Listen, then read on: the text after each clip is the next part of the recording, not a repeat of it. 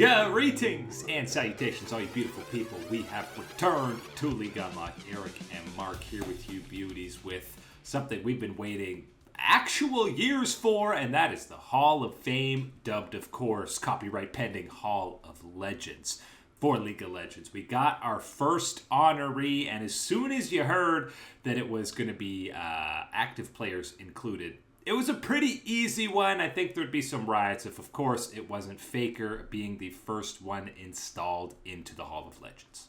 The whole project of putting in a Hall of Fame, Hall of Legends for League of Legends would be an utter failure right out of the gates if you had that rule, which we do, of allowing players that are active players and not getting the GOAT, the greatest of all time, our unkillable Demon King, Faker, in as that very first inductee.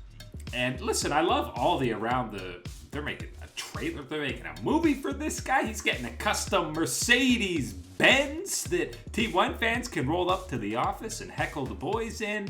And all this in-game skin where Riot's money signs are, cashing through, that they're going to get some extra money off of Faker, which they already do. Love all of that. Biggest thing here is going forward, though, they got to be adding more than one person per year, because we're going to have a backlog of pro players that deserve to be in real quick if that's the case. It immediately, and I mean next year, immediately has got to be more than just one player going into this Hall of Legends in order to facilitate these type of things, in order to start moving through and processing the great players, the careers that you do want to celebrate, want to remember, want to commemorate in a Hall of Legends type of situation. You got to start adding them through, because given the criteria that they've listed through that they consider when they're talking about a player as a possibility to enter the Hall of Legends, there's a lot of different players, a lot of different angles that you can take. And I think there are guys that are just flat out deserving of hopping the list, skipping over guys and getting in right away. And there are guys that are deserving, rightfully so, of their spot in the history and the legend of a Hall of Fame type of situation in League of Legends. But they're going to require the right situation, the right timing, the right place, and they're going to get done dirty if we're just going one by one by one by one. They're going to be waiting forever. Yeah, we need at least 2 to 3 in the next year, because it's only once a year that they're going to be announcing these. Faker was the obvious one. Question is, who is next? There's a lot of names you could throw together. I feel like the easiest, most obvious has got to be Uzi headed in next, mainly because in terms of fandom, fame, rivalry, I think he still is the closest got the closest ever to Faker. He is, without question, to me, the closest that ever reached that type of pinnacle of a player and an individual that Faker has represented over the course of his career, that icon status that he has delivered upon and forged for himself through not only domestic, international results and performances that have left you speechless. Uzi gets right into that same type of category, lifting that torch for the LPL and what he's done.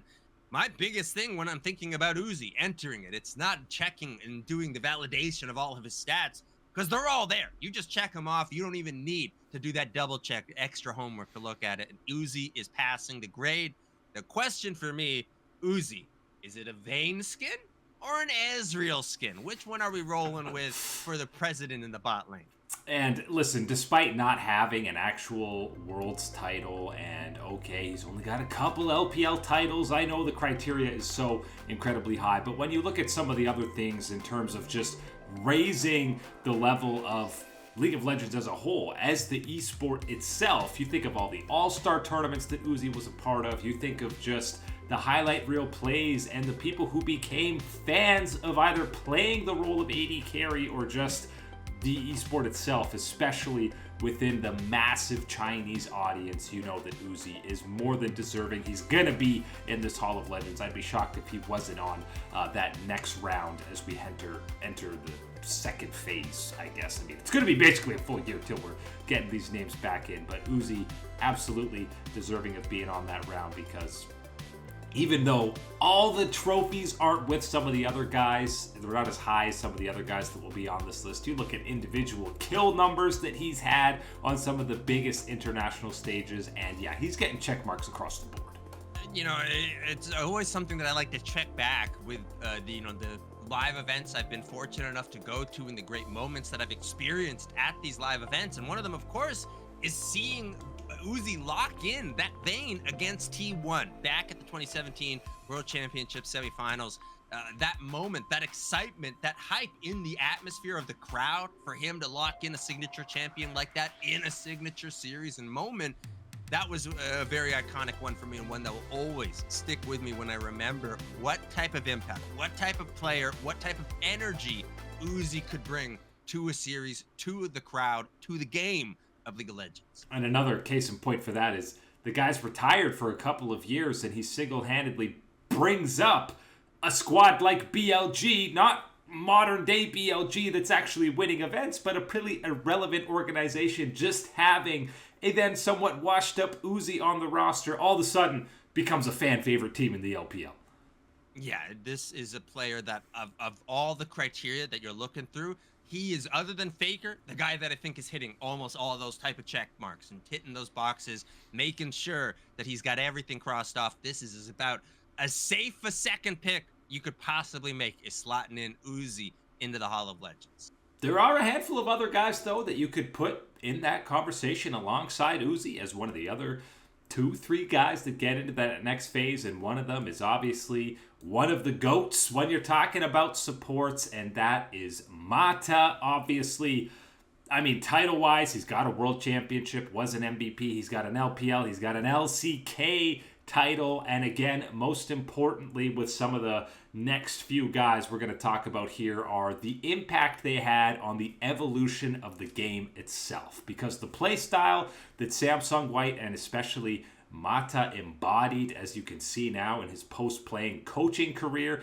that he has had in terms of vision control, macro game sense, and one of the best shot callers that we've ever seen out of the LCK, the way that the game was played evolved in large part due to Mata.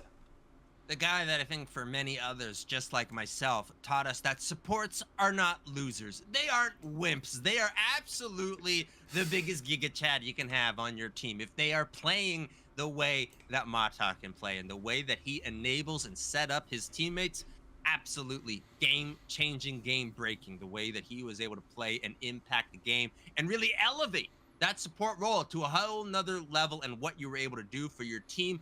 Big part of that, of course, would be that skin that you would have really picked for someone like Mata. I like to focus on that one, the cosmetic angle. For me, the cha-ching angle. I mean, that's a reason to put in a Hall of Legend. How much money did you make us? That's really why Faker's number one. It's a big one, and just like there, a nice, primo, clean Mata Thresh skin? You're telling me that you wouldn't want to be dealing and wheeling out there on the Rift, rolling through on that one? I would love to see that one coming through. He's already got the clean Samsung White skin going on over there for Thresh. Would love to see another one come through. And, you know, he really showcased that the most broken item in the game is wards. Wards continue. Doesn't matter how the meta changes. A ward is the most busted buy you can do from the shopkeeper. Put it on that ward, put it on that Thresh Lantern, everything you gotta do to make it something happen like that. This is without question to me, if you're going through the positional type of thing, as far as who you would want to submit forward first as that support, Mata to me would be fitting that one, because not only the outline has got enough of that international and domestic success that you can check those marks off, but to me, you're getting that double one. You're getting that circled gold star right around the answer on whether you changed that position. You changed and elevated the way that it was played. Mata is no better example than him. One of the other guys on the support Mount Rushmore is absolutely the OG, Mr. Mad Life. And one of the main reasons why I was kind of hoping that this was going to be, had to be retired for, a year to be considered to be into these Hall of Legends was so that guys like Mad Life could get kind of that first dibs to be honored in this sense. Because, again, okay, World Championships, MSI, even LCK titles, there just weren't that many happening yet in Mad Life's early on career. But when you're talking about pioneers for a role and how they impacted and changed the game, Mad Life is at the very forefront when it comes to supports for showcasing, number one, you can hard carry a game as a support, and the mechanics of predicting flashes, which are a casual mainstay now in pro play, but they were mind-blowing when Mad Life was doing them. It's full on expected of players today to be able to predict a flash, to bait, know the situations of when someone's going to use it and react just exactly the same type of thing. It was not back in the days when we were talking about, teams, coaches. I thought they were hacking. This guy's scripting. Teams and coaches weren't even stepping up with notes prepared about anybody that they're playing against type of thing, let alone a strategy, let alone predicting where they're going to flash to on these situations. Mad Life made it look easy in the early days, when it was anything but easy in the early days to make those type of predictions, to think in that type of mindset, especially in a professional sense, to take advantage of it. Something that I think Mad Life really deserves that credit for, deserves that pioneer status. He doesn't quite stack up, of course. It's just one of the things when you're talking about a Hall of Legend, when we're talking about the type of titanic characters like Uzi, like Mata, and what they've done in their career and where some of those accolades lie. But you have no, doubt in my mind that when you're talking about Mad Life, we don't get players like Mata without Mad Life being there and setting that path forward, I think, for where you can take that support role too.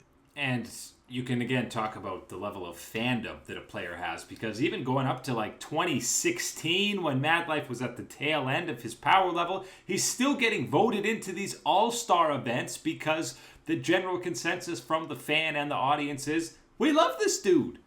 When I went to Worlds in 2017 in Korea, one of the guys at the hotel was asking me who my favorite player was. We were talking it back with him, and he says, brother, it's gotta be Mad Life for me. What I saw from him, what he was able to do, how it changed, how I wanted to play the game. I didn't play support at the time he was talking about, and he wanted to get into that position. He wanted to have that chance to emulate and what he was able to do and how he's able to impact the game. To me, that is a type of legacy that is worthy of being put into the Hall of Legends. And hand in hand with that, when you have, calling a Mad Life, predicting that flash, it has its name. Same can be said for Insec in the jungle. And I mean, his individual play is even to another level, because obviously every gold plus Lee Sin now is capable of doing an Insec. And we've seen guys like Canyon, other world-class junglers take it to 15 levels beyond that. But the first step paved had to be Insec, and now you've got even other champions, Azir, Tristana. These picks, they wouldn't be able to do what they do now if Insec wasn't the one to show people how you can master a champion. It's that willingness to push that limit, to test every single little option within that kit, how it interacts, what is this type of situation, what is that outcome, all these things, to know that you can push it to that level. That's what we got with the Insec kick. Yes, Insec is the one making it famous, and that is absolutely, as you said, one of these changing type of moments, type of iconic things that you look back in the history of the game, you should be able to recognize in a Hall of Legends situation. Certainly a player that you'd like to put in there, and maybe it's not necessarily going to be one where you're talking about all these individual achievements, because yes, there are individual achievements, regionally, and you're talking about as well those appearances, right? It's not necessarily asking for full-on success, it's asking for those appearances at the international level. You've got some of that there with Insec. But the biggest one for me is going to be, if you want to have any jungler coming on in the next couple of years past this one, you're looking at Insec as being the guy that paved the way, that laid down the road, the railroad spikes for what is the journey of all these junglers.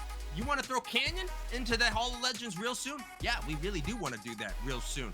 You better be throwing in an honorable mention to Insec in that edition for Canyon. And whenever you're throwing in these amazing plays of any of these other junglers that you want to throw in the Hall of Legends, guess what you're seeing? You're seeing the Insec kick. That is the big one. He is the big guy, and he is a game changer in the history of League of Legends. You almost need a secondary category or hall for guys that are the innovators, the pioneers of the game, because it feels like with 1, 2, 3 guys getting in per year, we're going to be denied guys like Mad Life and Insec getting in because they don't have world championships, they don't have MSI titles, they don't have as many domestic titles.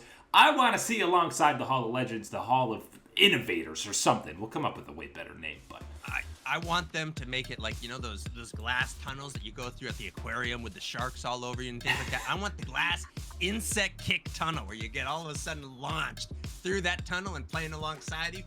all the highlights across the years of all the amazing junglers. We'll throw into the Hall of Legends all of their amazing insect kicks, and it leads you right there to the statue of Insect himself, going over the guy that has gifted us so many of the jaw-dropping jungle plays over the years. You could have a 90-minute cinematic adventure of just Lee Sin kicks from pro players over the years. Oh, would love to see it. Would love to see something like that. Hey, even doesn't have to be a full-on in-person type of situation. You can get creative with it, right? You can make the digital experience of the insect kick go through. Even though, okay, we might not be getting these older guys in the Hall of Fame. We jump back to guys who will be in that next line, and I think right there, hand in hand with Uzi, has got to be Deft, because you look at the criteria for this, and I mean, this guy has won everything that's possible. LPL, LCK, MSI, World Championship, check, check, check, check, check. Individually, we've been talking about him throughout a 10-plus year career as the best AD carry in the world, top 3 for the majority of that time. And then you're talking about just fan base overall. We've seen this guy do it on multiple teams. He's one of the most likable, humble guys, not just in the LCK, but in the entire League of Legends ecosystem. So Deft, 100% retired or not, is going to be getting in there in the next wave. That was one of the other things I learned from the 2017 World Championships in Korea, is just how much Deft is loved by everybody. Everybody you talk to, they might have one other player that they're adding in, but everyone was always a fan of Deft. Owen is always mentioning him, always talking about chewing that gum in the PC bong, trying to be just like the alpaca out there on the rift. Deft has got to be the guy that I think is at that very forefront, especially seeing that they are taking in currently active players like Faker getting into this situation. Deft has got to be that follow-up for me. And what a better situation pairing you could never have is with Deft and Faker going in. You get to talk, of course, the legend and the story and everything that we've gone through inducting Faker this year. And then you, of course, have the contrasting story of Deft all alongside it throughout that history, throughout that time. All of these incredible high points for Faker measured by equal low points and unfortunate times for someone like Deft. And then you get the point where the moments cross and you get Deft at that 2022 World Championship. Deft's final dance, that final run, and then until it wasn't the final run because we've got a couple of more in the tank left. But we ain't gonna complain about getting extra Deft, and I don't think anybody would be complaining to see Deft get acknowledged in the way of the Hall of Legends. Yeah, that was his last dance in 2022. But I mean, Deft, his whole storyline is even more impressive to me because the whole career for this guy, he individually has probably been comparing himself to the guy who was a little better than him in high school, ends up being the greatest player in the history of League of Legends. Imagine the incredible career Deft has had, and he's always comparing himself to Faker.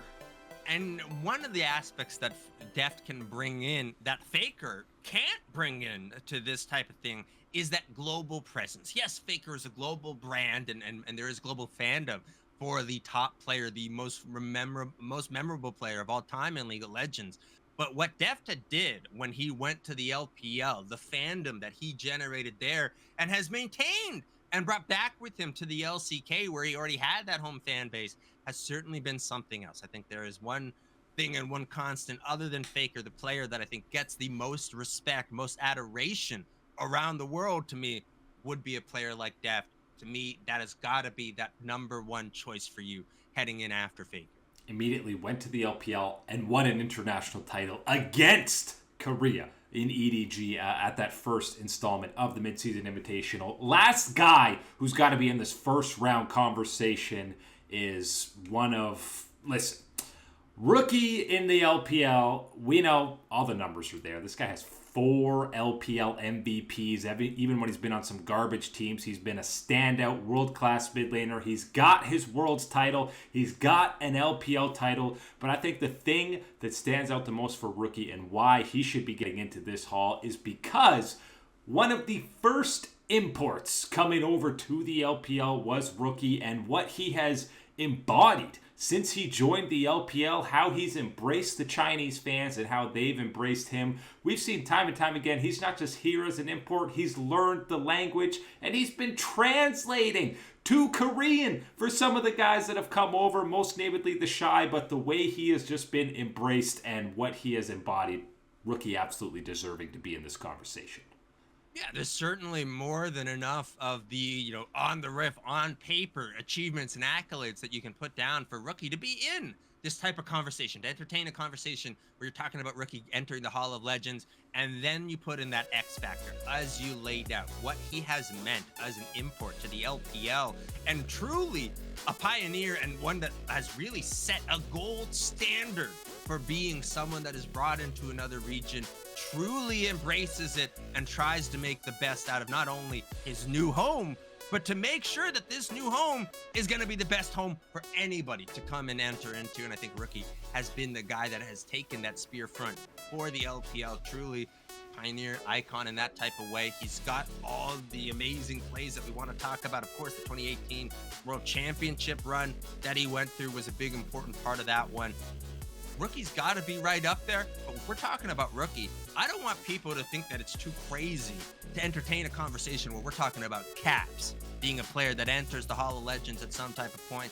People are going to go, no world, all this type of stuff, of course, because LEC, heck, even buddy up just, really far behind the LCS and that type of conversation.